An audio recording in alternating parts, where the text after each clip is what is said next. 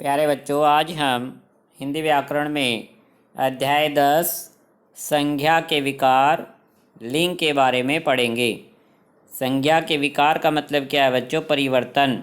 कि संज्ञा शब्दों में परिवर्तन होता है किस आधार पर?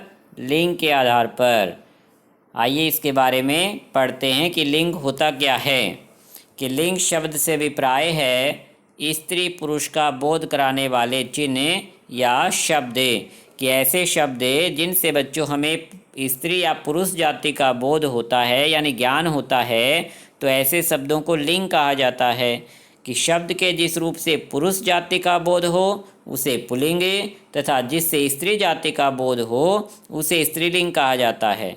अतः कहा जा सकता है कि व्याकरण के अंतर्गत स्त्री पुरुष जाति का बोध कराने वाले शब्द लिंग कहलाते हैं और ये शब्द बच्चों संज्ञा शब्द ही होते हैं।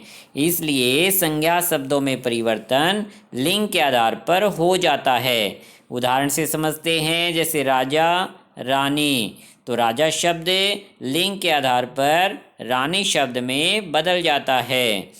माली मालिन, शेर शेरनी, माता पिता, तो इस तरह से बच्चों पुल्लिंग शब्द स्त्रीलिंग शब्द में परिवर्तित हो गया।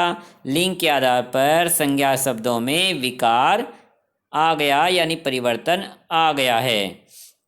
अब राजा रानी, राजा और माली शब्द से हमें पुरुष जाति का बोध होता है। शेर और माता से कि राजा माली शेर, इन तीन और पिता, इन शब्दों से बच्चों हमें पुरुष जाति का बोध होता है, इसलिए ये शब्द हमारे पुल्लिंग कहलाते हैं। इसके अलावा रानी मालिन शेरनी और माता, इन शब्दों से स्त्री जाति का बोध होता है, इसलिए ये स्त्रीलिंग कहलाते हैं। इस प्रकार से लिंग के दो भेद बन गए हैं, पुल्लिंग स्त्रीलिंग। कि पुरुष जाति का बोध कराने वाले शब्द पुल्लिंग कहलाते हैं, स्त्री जाति का बोध कराने वाले शब्द स्त्रीलिंग कहलाते हैं।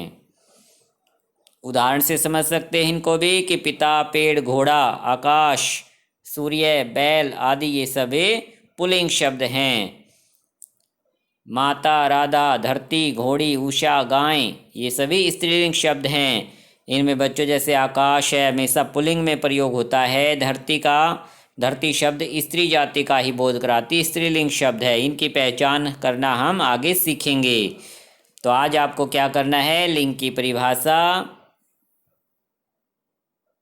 याद करनी है उदाहरण सहित। लिंग के जो भेद हैं उनकी परिभाषा याद करना है उदाहरण के साथ। कुछ ऐसे शब्द होते हैं बच्चों जो कि हमेशा ही पुल्लिंग होते हैं, जिन्हें नित्य पुल्लिंग कहा जाता है। कुछ शब्द सदैव पुल्लिंग में प्रयुक्त होते हैं यानी प्रयोग किए जाते हैं, इसीलिए इनको नित्य पुल्लिंग कहा जाएगा। जैसे कछुआ शब्द है हमेशा पुल्लिंग शब्द में प्रयोग किया जाएगा, पुल्लिंग। खटमल, तोता, बिच्छू, मगरमच्छ, उल्लू, भेड़िया, ये सभी क्या हैं? हमारे पुल्लिंग शब्द हैं, हमेशा पुल्लिंग में प्रयोग होते हैं, इसलिए इनको नित्य पुल्लिंग कहते हैं। इसी तरह से नित्य स्त्रीलिंग, कुछ शब्द सदैव स्त्रीलिंग में प्रयोग होते हैं, इन्हें नित्य स्त्रीलिंग कहा जाता है। जैसे चील, छिपकली, मछली, मक्खी, मकड़ी, मैना, तितली, ये सभी नित्य स्त्रीलिंग शब्द हैं यानी हमेशा ही ये शब्द स्त्रीलिंग शब्द में प्रयोग किए जाते हैं। अब ये नहीं है बच्चों कि इनमें विकार नहीं हो सकता, विकार हो सकता है, परिवर्तन हो सकता है, लेकिन ये शब्द हमेशा नित्य पुल्लिंग और स्त्रीलिंग में प्रयोग होते हैं लिंग की दृष्टि से।